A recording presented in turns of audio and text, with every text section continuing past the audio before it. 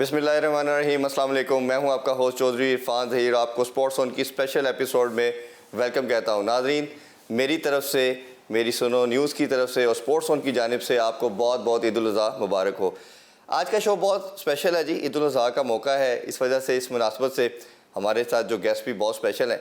इसमें एक पैगाम मैं देना चाहूँगा कि इस जो ईद है, इसका ऑब्जेक्टिव हम सब जानते हैं, इसार और कुर्बानी का दर्स देता है। और जो एसेंस है ईद उल अज़हा का, वो यही है कि अल्लाह की वादानियत को पहचाने और हमें इन लोगों का ख्याल रखना है जो हमारे नहीं है, बट हमने उनको अपना समझना है, उनको लेके चलना। और ये सिर्फ ईद की हद तक नहीं होना चाहिए, हमें कोशिश करनी चाहिए कि पूरा साल इन सब का हम ख्याल रखें।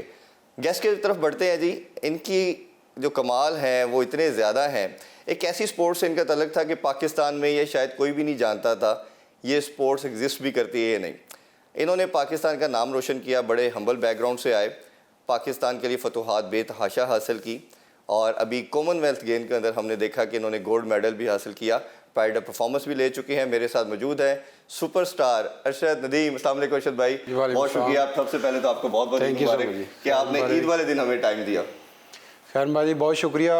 सबसे पहले तो अहले इस्लाम को मेरी तरफ से बहुत बहुत ईद उल अज़हा मुबारक हो। और ये खुशी का दिन है जी। और मेरे ख्याल में सभी बिजी हैं, मैं भी बिजी था तो बस टाइम निकाल के आया हूं। बहुत शुक्रिया। अरशद भाई लाहौर में मौजूद है, अपना रिहैब कर रहे हैं, तो हमने कहा ईद के मौके पे हम अपने हीरो को मिलने चलते हैं। चले जी, थैंक यू सो मच जी। नहीं, रियली ऑनर जी। अच्छा अरशद भाई, थोड़ा सा ईद की पहले बात करते हैं। ईद उल अज़हा की अगर बात करें तो जैसे मैंने कहा, इसार और कुर्बानी है और हम एक इस इस्लामी अकीदे रखते हुए इसको हम करते हैं। आप अपने हवाले से बताइए, अभी की ईद में और बचपन की ईद में क्या फ़र्क देखते हैं बेसिकली? आज बिल्कुल अगर देखा जाए तो बचपन की ईद में और इसमें ईद तो वैसे ही है सबके लिए और जैसे मनाई जाती है, लेकिन मेरे लिए थोड़ा सा डिफरेंट हो गया क्योंकि बचपन में बस यही था कि बच्चे थे, खिलौने ले लिए, कुर्बानी की ईद है जी तो गोश्त खाना है और दोस्तों को भी टाइम देना है, आगे पीछे ये वो। तो अभी जाके थोड़ा सा डिफरेंट हो गया। बाज़कार मुझे जो ईद है वो आउट ऑफ कंट्री जब मेरा कोई कंपटीशन आता है तो वहाँ पे मुझे गुजारनी पड़ती है और मैंने गुजारी भी हैं जी। तो ये मेरे ख्याल में कोई 4-5 ईद जो मैंने कुर्बानी की वो मैंने आउट ऑफ कंट्री में गुजारी है। अच्छा। तो ये मेरी पहली ईद है, उसके बाद जो मैं अपना पाकिस्तान में गुजार रहा हूँ। अच्छा अच्छा भाई, आप माशाल्लाह मियां चन्नू से बिलोंग करते हैं और बड़े हम्बल बैकग्राउंड से आप आए हैं। ये जो एक हमने एक जनरली परसेप्शन या एक जो हमने नॉर्म्स देख लिए सोशल मीडिया की वजह से कि आप जानवर लेते हैं, उसकी नमूदो नुमाइश काफ़ी ज़्यादा होती है, तो आप इसको एज एक सुपरस्टार या पाकिस्तानी कैसे देखते हैं? ये चीज़ें क्या किस तरफ जा रही हैं कि आपने जो इस्लामिक जिस्ट है आपने या कुर्बानी करनी है, ये उस एसेस को ख़राब तो नहीं कर रही चीज़ कि आपने पहले ले के जी 50 लाख का जानवर ले लिया, 30 लाख का ले लिया? ये किस तरफ हमारी सोच जाना शुरू होगी?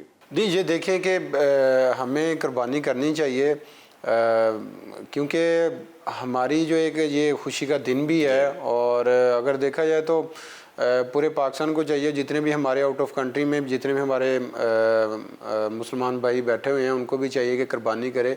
जो हस्बे तफीक हैं उनको जो है वो कुर्बानी देनी चाहिए। जैसे कि अल्हम्दुलिल्लाह अल्लाह ताला ने बड़ी इज़्ज़त दी है।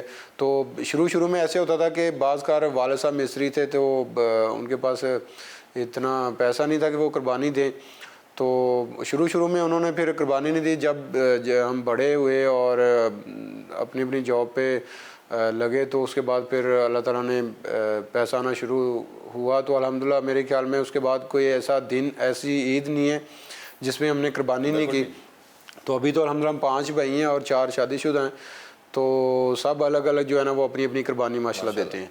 अब असल में दोनों चीज़ों की मेरा यही पूछने का मकसद था। ये दो चीज़ें हैं, कुछ लोग इसके आजकल ना सोशल मीडिया पे कंपेन भी काफ़ी कही जा रही है कि कुर्बानी करने की बजाय आप किसी गरीब की हेल्प कर दें, और उसमें दूसरा फिर कॉन्ट्री ये है कि एक्सट्रीम पे जाके उस जो उसकी खूबसूरती है कुर्बानी का जो मकसद है कि सुनते इब्राहिमी आप कर रहे हैं, उसकी बजाय वो दिखावे की तरफ ज़्यादा जा रहे हैं। तो दोनों ये चीज़ें साइड गलत है जी जी। और अगर आप देखें ना, आपने अगर किसी को लोगों को सर्व करना है या किसी की हेल्प करनी है तो वो पूरे 11 महीने आपके पास मौजूद है। बिल्कुल ऐसे आप ये नहीं कर सकते कि कुर्बानी छोड़ के आप हेल्प करें, नहीं, कुर्बानी नहीं छोड़ सकते आप जी।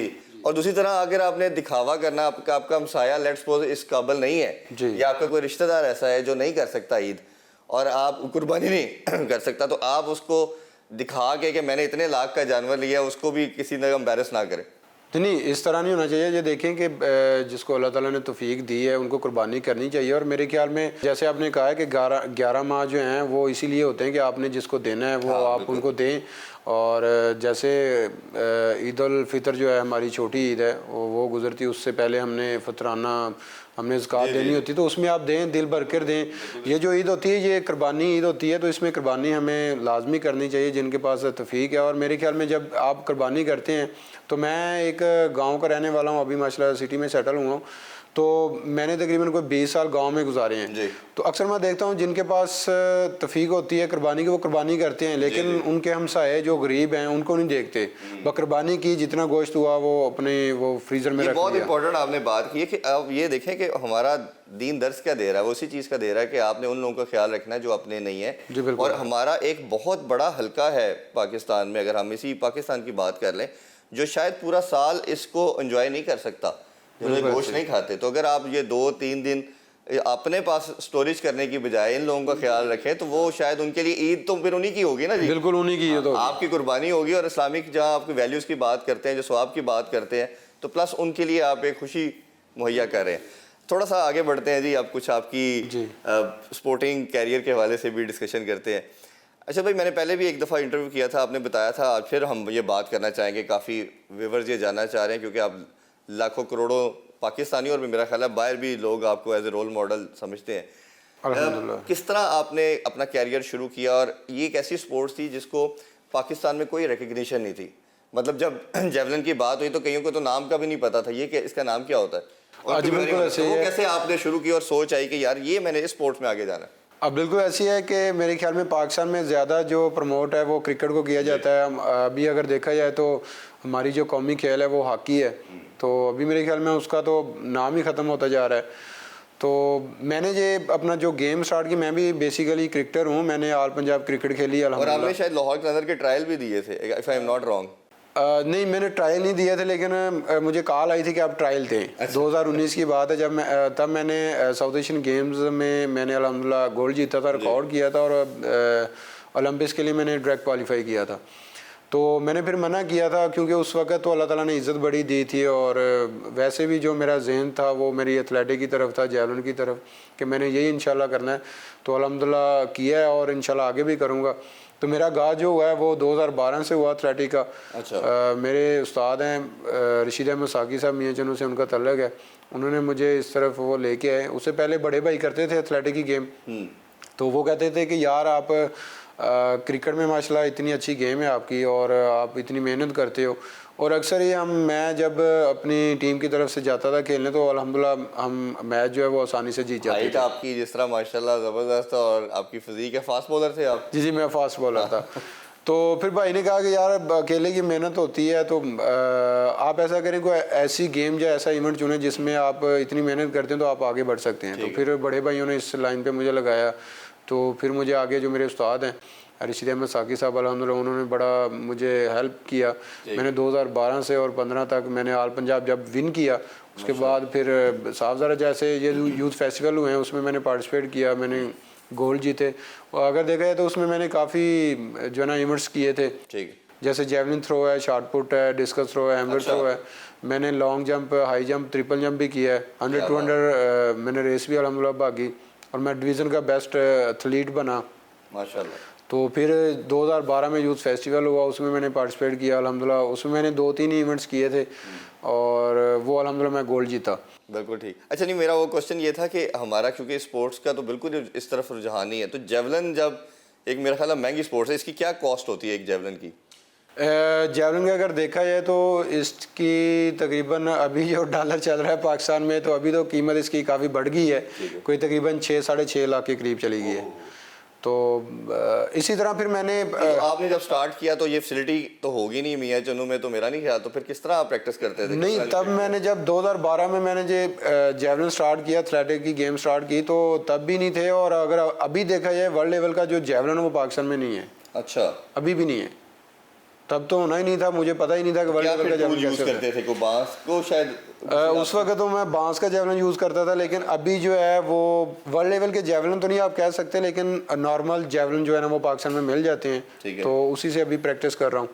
ठीक है, तो अभी इस पंजाब बोर्ड फेडरेशन या ओलंपिक फेडरेशन के पास भी जेवलिन नहीं है उस जो वर्ल्ड लेवल का? नहीं, अभी वर्ल्ड लेवल का जेवलिन नहीं है, लेकिन मैंने आर्मी चीफ साहब से रिक्वेस्ट की थी तो उन्होंने फिर एक जेवलिन मुझे भेजा था वर्ल्ड लेवल का जो है। तो अगर देखा जाए तो जैसे हमारी ट्रेनिंग होती है, अभी पंजाब में देखें कि पंजाब में नहीं, अगर पाकिस्तान में देखा जाए तो अभी हमारा जो एथलेटिक का ग्राउंड है वो भी नहीं है।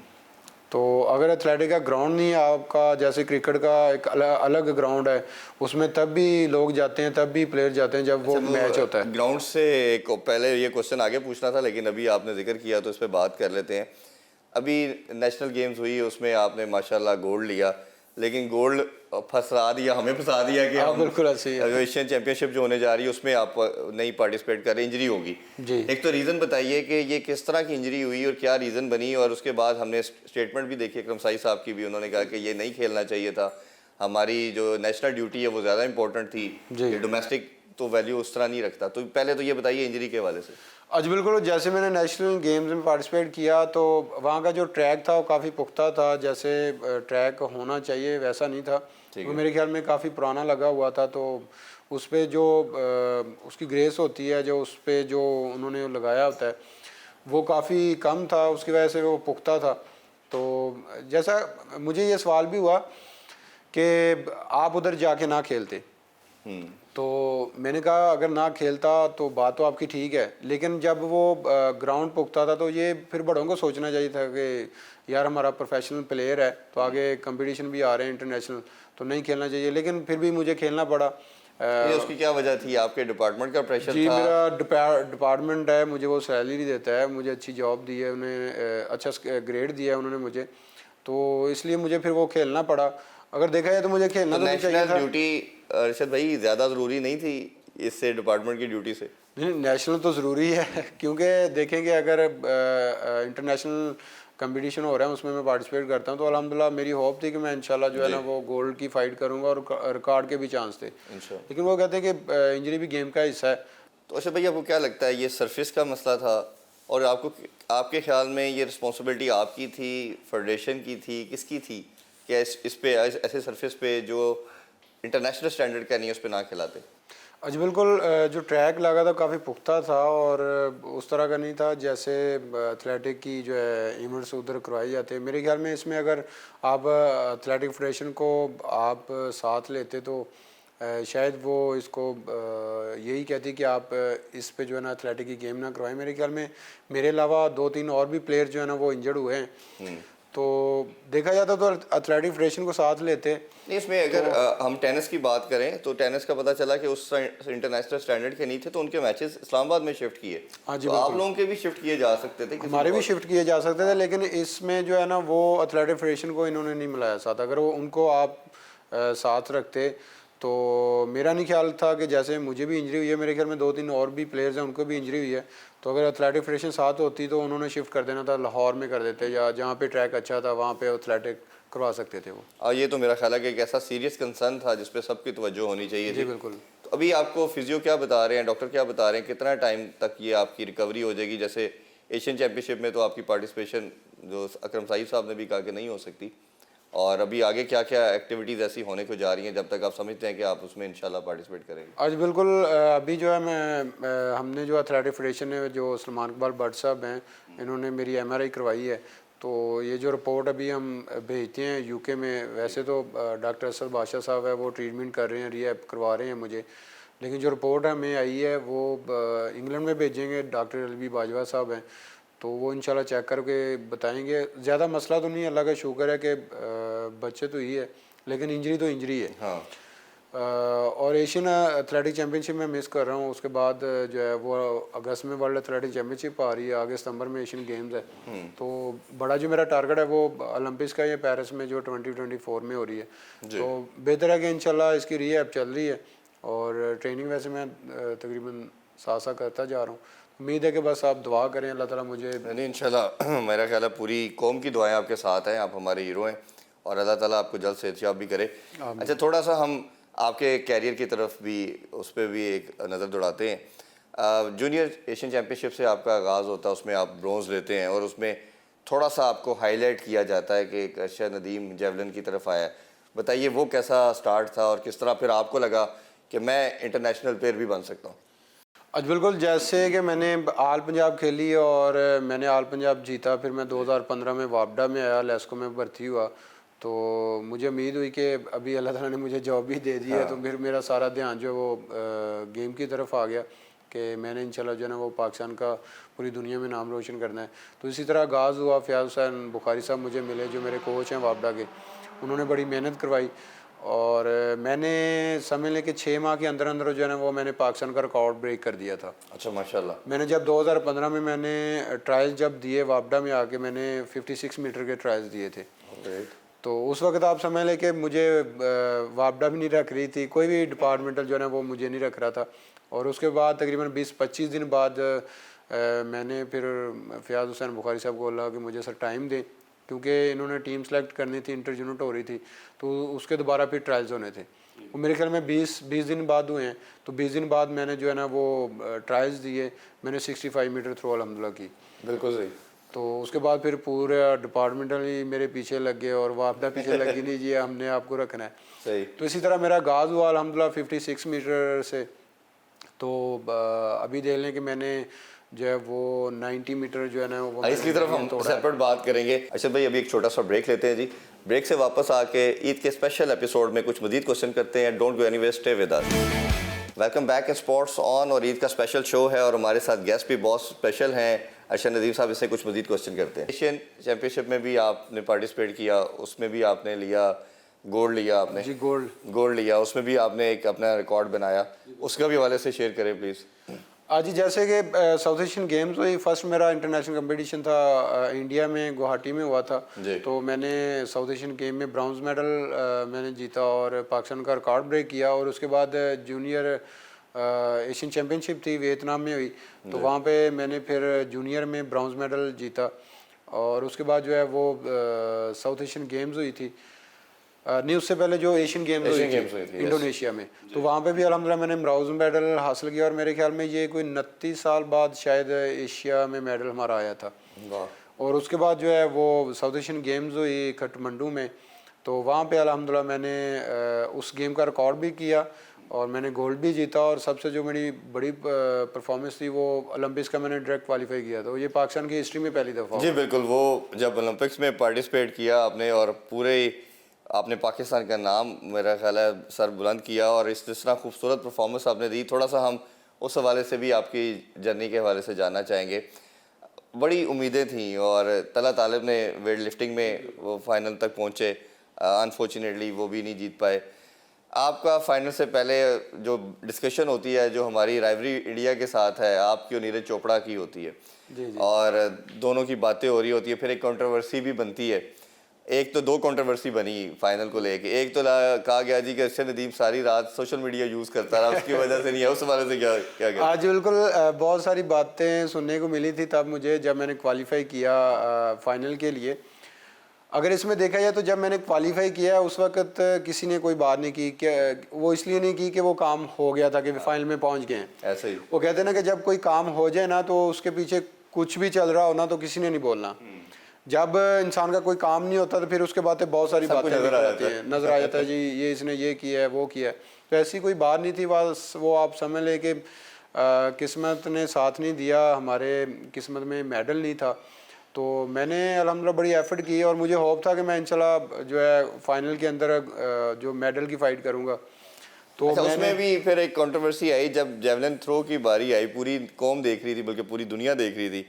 जब आप जेवलिन थ्रो करने गए तो फिर उसमें कंट्रोवर्सी आ गई कि आपने नीरज चोपड़ा का जेवलिन ले लिया। इस पर भी बड़ी कंट्रोवर्सी हुई, फिर उसको ब्रेक उसने खुद ही किया कि हम लोग इसमें आपस में करते, ऐसी कोई बात। वो क्या थी सिनेरियो? जी बिल्कुल, उस पर भी देखें कि उस पर भी बहुत सारी बातें बनी हैं कि इसने जेवलिन क्यों लिया, उसने क्यों दिया, इसमें क्या था।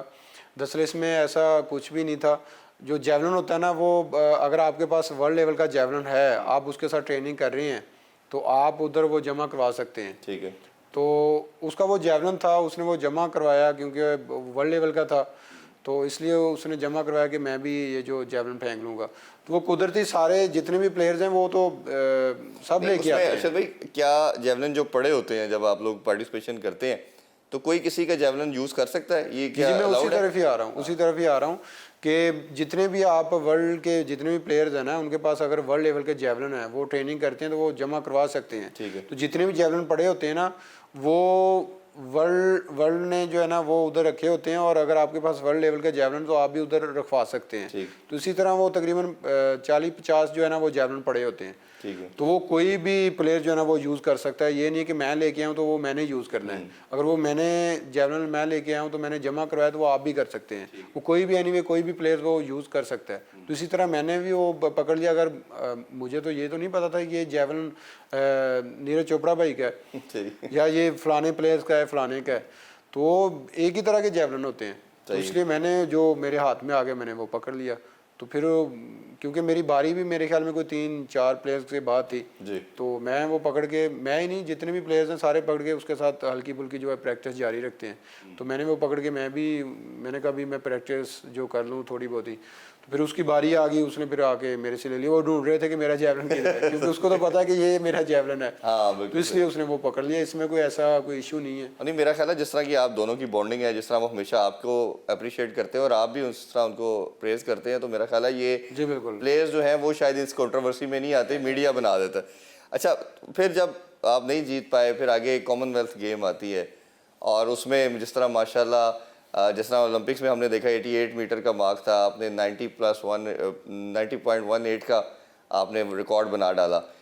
ये फाइनल में पहुंचना, और फाइनल जब आप पार्टिसिपेट कर रहे थे, बैक ऑफ द माइंड कोई चीज़ ऐसी चल रही थी कि मैं पहले भी ओलंपिक जैसे बड़ा इवेंट नहीं जीत पाया और अब कॉमनवेल्थ गेम भी बहुत बड़ा इवेंट है, तो क्या सोच रहे आज थे? बिल्कुल ओलंपिक्स के बाद जो है वो मैंने एक गोल सेट किया कि अभी जिसमें भी जाना है इंशाल्लाह जो है ना वो गोल्ड की फ़ाइट करनी है। क्योंकि अगर देखा जाए मैंने ओलंपिक्स में कौम को मायूस नहीं किया था, लेकिन अगर देखा जाए तो बहुत बड़ी ये जो मैंने थ्रो की है उसमें 84, वैसे मैंने क्वालिफाई राउंड में 85 की थी और फाइनल में 84 की थी। तो मुझे बस वही ज़हन में था कि मैंने ओलंपिक्स में मेडल नहीं जीता, तो इंशाल्लाह नेक्स्ट टाइम जितने भी कंपटीशन आ रहे हैं उसमें इंशाल्लाह मैं अच्छी तैयारी करके जाऊंगा, तो मेडल ज़रूर जीतूंगा। और इसी तरह हुआ। मैंने तकरीबन 1 साल बाद मैंने जो है ना वो वर्ल्ड एथलेटिक चैम्पियनशिप हुई अमेरिका में, उसमें मैंने पार्टिसिपेट किया। उससे पहले बहुत सारे कंपटीशन आए, क्योंकि मैं थोड़ा सा नी की वजह से और एल्बो की वजह से भी परेशान था।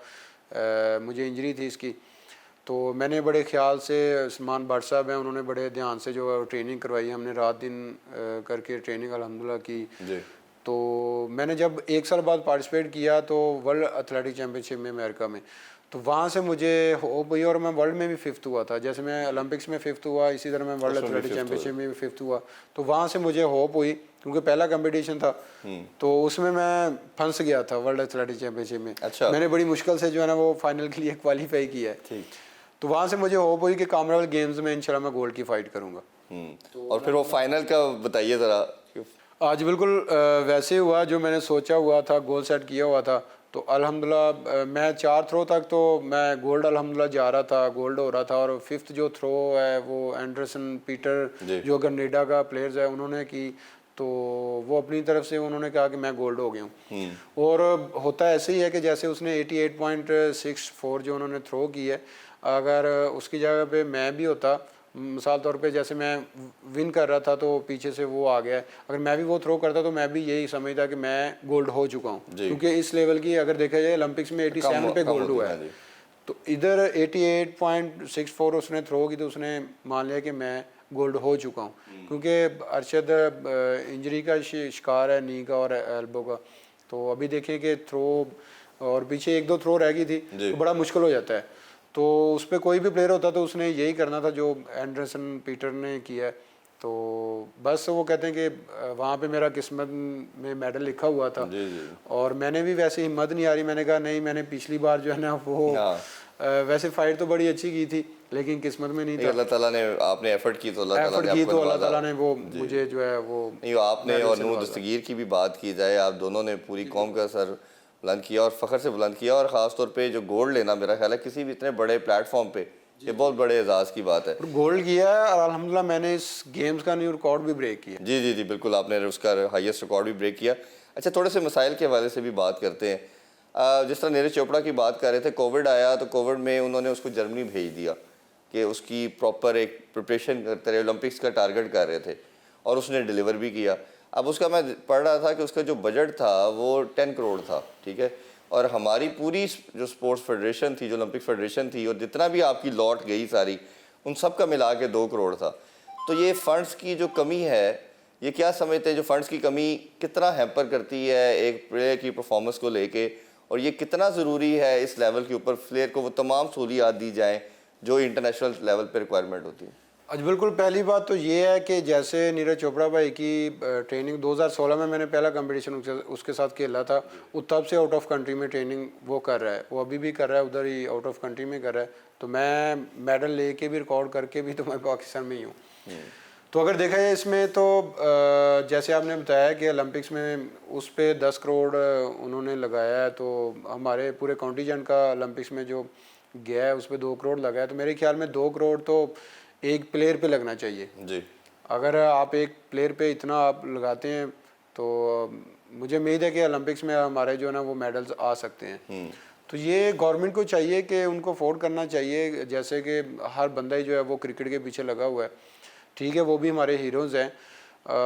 तो अगर आपने ओलंपिक्स में या एशिया लेवल पे आपने मेडल लेना है तो मेरे ख्याल में जैसे एथलेटिक्स है, हॉकी है, और भी बहुत सारी गेम्स है, उस पर आप तवज्जो दें तो आप ओलंपिक्स में आसानी से मेडल बिल्कुल। अनफॉर्चुनेटली जिस तरह आपने बिल्कुल ठीक कहा कि क्रिकेट के अलावा बाकी तमाम स्पोर्ट्स ख़त्म होती जा रही हैं। नेशनल गेम हमारी हॉकी है, वो देख लें कितना डिक्लाइन का शिकार है, फंड्स नहीं है। बच्चे अभी एशिया कप जूनियर खेल के आए हैं, उनके पास डेली फंडिंग दिए गए, उनको डेली वेजेस नहीं मिली। फिर इसी तरह हम स्क्वाश का देख लें, दुनिया के सारे रिकॉर्ड हमारे पास हैं स्क्वाश के, वो ख़त्म होती जा रही है। वेट लिफ्टिंग में हमारे पास टैलेंट नू बट और तल्ला तालिब की सूरत में है, वो नहीं आ रहे, आप हैं। तो ये आप तो इस सारे सर्किट में आप समझते भी हैं, गवर्नमेंट को लेवल पे भी आपको बुलाते भी हैं तमाम। तो ये पिछली जो गवर्नमेंट गुजरी है, ये गवर्नमेंट हुई, किसी हल्का बाब में से बड़े स्टेक होल्डर ने, प्राइम मिनिस्टर ने, किसी ने बात की आपसे कि यार हम, ये हमारे हीरोज़ हैं, ये हमें इस लेवल पे अगर परफॉर्म करके दे रहे हैं तो हमारा अब कंसिडरेशन में ये सबसे टॉप पे है, कोई इस लेवल पे आपको देख रहे हैं कि ऐसी चीज़ें होने जा रही हैं? दरअसल जो अभी हमारे पाकिस्तान के जो हालात चल रहे हैं वो आप सबके सामने हैं, सब जानते हैं किस तरह हालात चल रहे हैं। तो मेरे ख्याल में गेम की तरफ कोई तवज्जो नहीं दे रहा। अगर जैसे कि आगे बहुत सारे कंपटीशन इंटरनेशनल आ रहे हैं, जैसे एशियन गेम्स आ रही हैं, उसके बाद ओलंपिक्स भी आ रही है, तो मुझे चाहिए कि गवर्नमेंट को इस पर तवज्जो देनी चाहिए स्पोर्ट की तरफ। जैसे हर बंदा ही जो है वो क्रिकेट की तरफ तवज्जो दे रहा है, तो आप जितनी भी गेम्स हैं क्रिकेट के अलावा उस पर आप तवज्जो दें तो हमारी जो स्पोर्ट्स है ना वो आगे आ सकती है। क्योंकि आगे एशियन गेम्स है, फिर ओलंपिक्स आ रही है, तो हमारे बड़े चांस हैं मेडल्स के। अच्छा, इसी के साथ एक रेलिवेंट दूसरा क्वेश्चन भी है मेरा डिपार्टमेंट के हवाले से कि पाकिस्तानी जो हमारा क्राइटेरिया इधर स्पोर्ट्स का है, वो समहाउ निचला जो टियर है जो संभाल के रखता है वो डिपार्टमेंट्स हैं। और क्रिकेट में देख लें, हॉकी में देख लें, या इवन आप भी बता रहे हैं जैसे वापडा की तरफ से आप खेलते हैं, तो लड़कों की लुक आफ्टर डिपार्टमेंट करते हैं। बट कुछ अरसे से हमने देखा कि डिपार्टमेंट भी पीछे हो गए, कई डिपार्टमेंट में बैन भी कर दिया गया, ख़त्म भी कर दिया गया। जैसे क्रिकेट में ख़ास तौर पे मेनली हमने देखा कि डिपार्टमेंट सिस्टम को ख़त्म किया गया। तो आप ये क्या समझते हैं कि डिपार्टमेंट का कितना रोल है, और ये डिपार्टमेंट अभी जो लड़के एथलेटिक्स के पॉइंट ऑफ व्यू से चले, हम आपसे जान लेते हैं, उसमें ये आपके अलावा कितने लड़के हैं जिनकी वो सपोर्ट कर रहे हैं और उनके पैनल पे हैं? जी बिल्कुल, आपने बड़ा अच्छा सवाल किया डिपार्टमेंटल का। मेरे ख्याल में जैसे मैं जब गेम में आया तो मैंने ऑल पंजाब विन किया, तो हर प्लेयर की, हर बंदे की ख्वाहिश होती है कि यार मुझे जॉब मिले जी। जैसे उसको जॉब मिलती है तो इसी तरह मुझे भी अल्हम्दुलिल्लाह वापडा ने जॉब दी है। और मेरे ख्याल में पाकिस्तान में एक ही बड़ा प्लेटफॉर्म है, वो वापडा है। जो जितने भी हमारे पाकिस्तान के हीरोज़ हैं उसमें क्रिकेट है, हॉकी है, एथलेटिक्स है, जितनी भी गेम्स आ जाती हैं वो सब हीरोज़ को वो अपना जॉब देते हैं और अच्छे ग्रेड देते हैं। तो फिर उसके बाद तो प्लेयर्स को होप होती है कि यार अभी जो है ना वो मुझे जॉब मिली है तो मैंने अभी तवज्जो देनी है गेम की तरफ।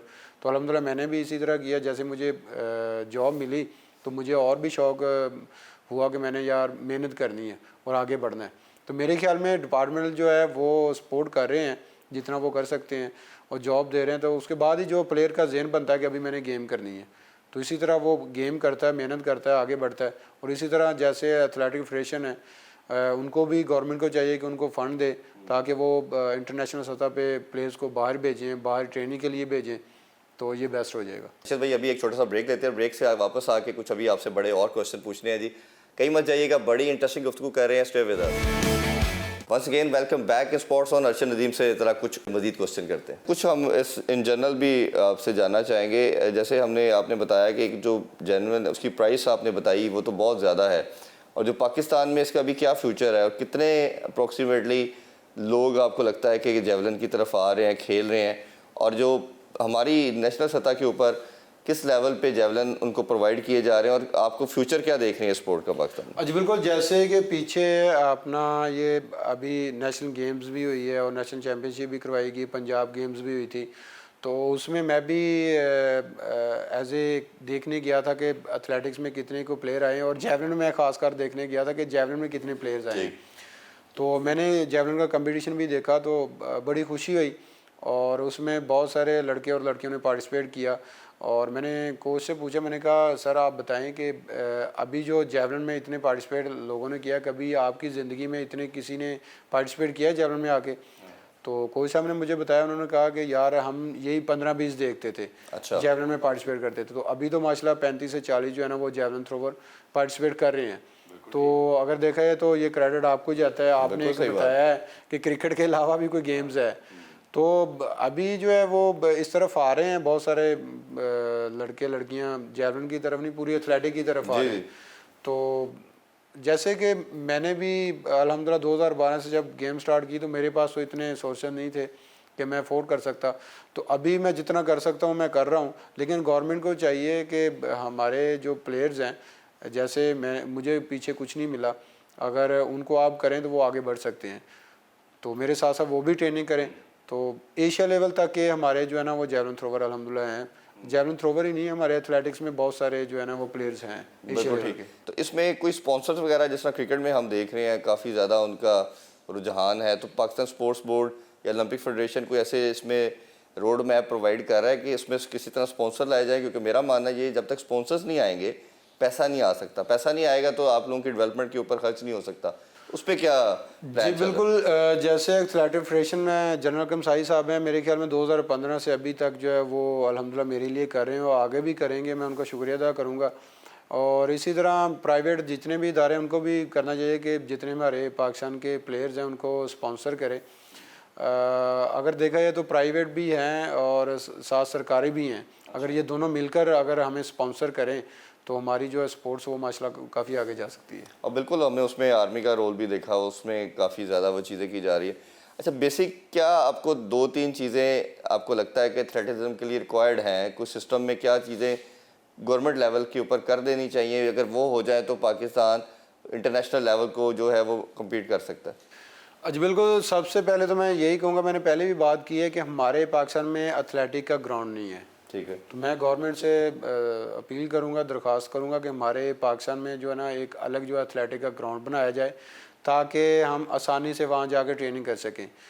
तो उसके बाद जो है वो इवेंट के हिसाब से, जैसे मेरे पास वर्ल्ड लेवल के जेवलिन नहीं है तो वर्ल्ड लेवल के जेवलिन होने चाहिए। इसमें बहुत सारी और भी चीज़ें आती है, वेट लिफ्टिंग का सामान आता है, जिम का सामान आता है, मेडिसिन बॉल्स हैं, हडल्स हैं, और भी बहुत सारा हम वर्क करते हैं। तो अगर ग्राउंड के साथ साथ वो भी चीज़ें आ जाए, तमाम फैसिलिटी प्रोवाइड फैसिलिटीज़ अगर मिल जाए हमें, वर्ल्ड लेवल की तो मैं नहीं कहूँगा, वो तो अफोर्ड नहीं कर सकते, लेकिन ग्राउंड जो है वो हमें बना के दिया जाए तो बाकी चीज़ें जो वो इंसान मैनेज कर ही लेता है। बिल्कुल ठीक है। तो उसमें एक चीज़ इधर माइंड में आती है कि आप जब प्रैक्टिस जो करते हैं, एक तो आप अपना भी बताइए, क्योंकि आप ना लाखों लोगों, जैसा मैंने शुरू में कहा, रोल मॉडल भी हैं। कितने घंटे की प्रैक्टिस होती है, कोई उसका प्लान वो आप सुबह करते हैं, शाम को करते हैं? जेवलिन की कितनी करते हैं, रनिंग वगैरह, अगर वो भी शेयर करना चाहें। आज बिल्कुल, हम तकरीबन हफ्ते में 6 दिन जो है वो ट्रेनिंग करते हैं, और एक जो दिन होता है वो ऑफ होता है हमारा, संडे को ऑफ होता है। तो हमारे जो सेशन होते हैं वो सुबह और शाम होते हैं। सुबह का सेशन हमारा होता है 1.5 से 2 घंटे का, और शाम को 2.5 से 3 घंटे का होता है। तो इसमें अगर देखा जाए हफ्ते में हम 2 टेक्निक करते हैं, और 2 दफ़ा हमने जिम करनी होती है, 2 दफ़ा हमने वो स्पीड वर्क करना है, उसमें मेडिसिन बॉल भी आ जाते हैं, हडल जंप भी आ जाते हैं, और भी इसके अलावा बहुत सारी जो है ना वो ट्रेनिंग होती है। अच्छा, ईद का मौका है तो थोड़ी सी हम फैमिली के वाले से भी बात करेंगे। थोड़ा अपनी फैमिली के वाले से बताइए। माशाल्लाह, कितने बच्चे हैं जी आपके? जी माशाल्लाह मेरे 2 बच्चे हैं, बेटी और बेटा है। अच्छा, तो ईद किस तरह, जब घर पे हो तो कैसे गुजरती है? बच्चों के साथ ओबियसली फैमिली के साथ गुजरती होगी, ससुराल जाना वगैरह होता है? जी जी बिल्कुल। मैंने बस 3-4 दिन के लिए जाना होता है मेरा। और जब से मैंने गेम स्टार्ट किया तो मेरे ख्याल में मैंने 2-3 ही ईद जो है ना वो घर में गुजारी हैं, बाकी ठीक। तो मेरी आउट ऑफ कंट्री में गुजरी है। तो वैसे भी आगे पीछे अगर देखा जाए तो जब भी मैंने 2-3 दिन के लिए घर जाना तो फैमिली को जो है ना वो टाइम देता हूँ मैं। बिल्कुल तो ठीक। ईद पे तो आपको पता है साफ ज़ाहिर है कि फैमिली को भी टाइम देना है, ससुराल को भी टाइम ससुराल को देना भी है। देना है। और ये कुर्बानी की ईद है, तो इसमें तो फिर ज़्यादा मसरूफियत हो जाती है क्योंकि कुर्बानी भी करनी होती है। ऐसे ही तो फिर ऐसे ही 3 दिन जो है ना मेरे ऐसे ही गुजर वो जाते हैं। जिस तरह कहा जाता है ना कि सेकंड डे तो ससुराल जाना मस्ट फर्ज किया हाँ जाता बिल्कुल। वो तो फिर जाना ही होता है। जाना ही होता है। तो खाने में वैसे क्या पसंद है, क्या भाभी को खास फरमाइश करते हैं ईद के मौके पे कि ये डिशेस तो मुझे ज़रूर मस्त चाहिए? नहीं, ईद पे नहीं, मैं आगे पीछे भी घर में जाऊँ तो मुझे ज़्यादा जो है ना वो दूध की जो खीर होती है वो मुझे ज़्यादा पसंद है। तो बस उसी की मेरी फरमाइश कोई होती है। मटन बीफ वगैरह उस तरफ रुझान नहीं है आपका? नहीं उस तरफ नहीं, वो तो आम दिन में हम जो हमारी ट्रेनिंग है तो हमारी डाइट ही ये है, तो हम वो तो खाते पीते रहते हैं। तो लेकिन मुझे जो स्वीट है ये ज़्यादा पसंद है। वैसे तो नॉर्मली ये वेट लिफ्टर से क्वेश्चन किया जाता है कितनी रोटियां खाते हैं कितने, हाँ तो आपसे भी पूछा जाता होगा जितनी दूर माशाल्लाह थ्रो फेंकते हैं मेरी इतनी किसी। डाइट नहीं है। हाँ। बहरहाल ये है कि जब ट्रेनिंग ज़्यादा होती है तो फिर थोड़ा सा ज़्यादा खाना भी पड़ता है। कितनी वैसे अगर भूख लगी हो तो कितनी रोटी खा जाते हैं, 2-3-4? ज़्यादा से ज़्यादा भी अगर भूख लगी हो तो 3-4 खाता हूँ, इससे ज़्यादा अच्छे ज़्यादा नहीं खाते लोग, जो समझते हैं कि शायद इतनी दूर फेंकते हैं नहीं इतनी नहीं ज़्यादा। नहीं नहीं, इतनी ज़्यादा नहीं खाई जाती। बिल्कुल ठीक है। जी। अच्छा, उसके अलावा आपके दोस्तों का हल्का कैसा है? अब ऑब्वियसली जब आप बचपन में और लाइफ होती है, जब आप प्रोफेशनल लाइफ में आ जाते हो, खासतौर पे जब स्टार बन जाते हैं, होता है कि स्टारडम के बाद, स्टार बनने के बाद आपके जो पिछला हल्का होता है लोग छोड़ देते हैं, आप फिर आगे की तरफ चले जाते हैं। तो आप बताइए आपका हल्का बाप दोस्ती में कैसा है? आज बिल्कुल अगर देखा जाए तो दोस्ती में मैंने जो अपना बचपन गुजारा है वो बिल्कुल सिंपल गुजारा है, अभी भी सिंपल ही गुजार रहा हूँ। तो बस इतनी ज़्यादा दोस्ती नहीं थी, लेकिन है कि अपने काम से काम रखा है, गेम की है, पढ़े हैं और बस यही कामों में बिज़ी। तो अभी तो ज़्यादा मसरूफियत हो गई है। तो अभी अगर देखा जाए तो बस 2-3 दिन के लिए घर जाता हूँ तो फैमिली को टाइम दे दूँ तो बड़ी बात होती है जी। तो बस ऐसे जो है ना वो टाइम गुजर जाता है फैमिली तो के दोस्तों के साथ कोई मूवी देखने जाना, कोई खेलने जाना, कोई खाने पीने जाना, ऐसी एक्टिविटीज़ नहीं रखते? नहीं, इतना टाइम ही नहीं मिलता, लेकिन होता है कि दोस्तों को टाइम दे। लेकिन अभी देखा जाए तो जिम्मेदारियां बहुत हैं, पूरे पाकिस्तान की जिम्मेदारियां हैं। जी जी। तो सारा जो फोकस होता है वो गेम की तरफ ही है और गेम करनी है। और जब घर जाना तो फैमिली को टाइम देना। आपको पता है कि आजकल फैमिली को टाइम भी ना दे हाँ, तो ओबियसली बड़ा बच्चे मुश्किल भी और होता है। फैमिली के लिए बच्चे बहुत भी। मुश्किल हो जाता है कि आप लंबा टाइम, कई 2-3 मंथ भी आप नहीं पाकिस्तान होते। लास्ट नोट पे यंगस्टर के लिए ईद उल अज़हा के मौके के ऊपर कोई आप मैसेज देना चाहें हमारे प्लेटफॉर्म से ज़रूर दीजिए। आज बिल्कुल मेरा यूथ को पैगाम यही है कि मेरे ख्याल में दुनिया में कोई ऐसा काम नहीं है कि इंसान कर नहीं सकता। अगर वो करने पे आए, सच्चे दिल से, सच्ची लगन के साथ करे। जैसे कि मैं भी एक छोटे से गांव से अल्हम्दुलिल्लाह मैंने मेहनत की है तो आज इस मुकाम पे पहुंचा हूँ। जी। एनीवे आप एजुकेशन में है, स्पोर्ट्स में है या किसी भी काम में है, तो आप दिल लगा कर आप काम करें तो जो मेहनत है वो अल्लाह ताला उसका सिला जो वो एक न एक दिन ज़रूर देता है। और मैं मिसाल आप सबके सामने हूँ, जैसे मैंने ओलंपिक्स में बड़ा अच्छा परफॉर्म किया लेकिन किस्मत में मेडल नहीं था, लेकिन उसके बाद मैंने मेहनत की, मैंने गोल सेट किया और अल्हम्दुलिल्लाह आप सबके लिए मैंने मेडल जीते। और इंशाल्लाह हम दुआ करते हैं कि आपने ओलंपिक्स में अगर एक दफ़ा नहीं तो नेक्स्ट ओलंपिक्स में इंशाल्लाह ताला आप ज़रूर लेके आएंगे। और आपका मैसेज बड़ा खूबसूरत है। होता ये कि अनफॉर्चुनेटली हमारा आजकल जो लड़के या बच्चे बच्चियाँ आ रहे हैं वो शॉर्टकट की तरफ जा रहे हैं। बिल्कुल ऐसे ही है। आप किसी को जब देखते हैं उसका सफ़र, तो आपको उसकी लास्ट या स्क्रीन पे जो नज़र आता है हमें वो नज़र आता है, उसके पीछे जो जर्नी होता है, जो एफर्ट होती है पीछे 10-15 साल की, वो किसी को नज़र नहीं आ रही किसी को होती। नज़र नहीं आती। तो मेरा ख्याल है कि जो आजकल के बच्चे जो हैं ये उनको सबसे पहले एक चीज़ ये देखनी, हार्ड वर्क नहीं छोड़ना और कंसिस्टेंट बेसिस पे करते रहना है। करते रहना है। हम आजकल सोशल मीडिया की लाइफ के अंदर दिखावे वाली चीज़ों की वजह से हम शॉर्टकट के अंदर चले गए हैं काफ़ी ज़्यादा, और हर बंदा चाहता है कि सक्सेस 1 या 2 दिन के बाद मिल जाए। बिल्कुल बट वो ये नहीं देखते कि जैसे टाइम आप लगता हैं कि जितने भी ये हमारे स्टार्स हैं, इन्होंने स्टार बनने के लिए जो जर्नी है पीछे वो एक बहुत लंबा है और एक ऐसा सिलसिलाकार है कि जो मेरा ख्याल है कि अगर किसी इंसान को वो देख ले तो उसको पता चले कि उसकी वैल्यू क्या है। अच्छा भाई, बहुत शुक्रिया ईद के मौके पे आपने हमें टाइम दिया, और हम अगेन दुआ और उम्मीद के साथ कि आप जल्दी से फिट हों और पाकिस्तान का नाम इसी तरह रोशन करें। जी, आपने बड़ी खूबसूरत ईद के मौके पे गुफ्तगू सुनी अर्शद नदीम साहब की। आपसे इंशाल्लाह दोबारा मुलाकात होगी इस पैगाम के साथ कि ईद के मौके को एंजॉय करें, सेलिब्रेट करें अपनों के साथ, अपने प्यारों के साथ, और उन लोगों का भी ख़ास ख्याल रखें जो आपके अपने नहीं हैं, उनको अपना बनाएं और इसी जिस्ट के साथ, इसी इसी मैसेज के साथ, अपने दिल के साथ उनको अपने करीब रखें। यही हमारे इस्लाम का दर्स भी है। आपसे इजाज़त चाहेंगे जी। अल्लाह हाफिज़। पाकिस्तान जिंदाबाद।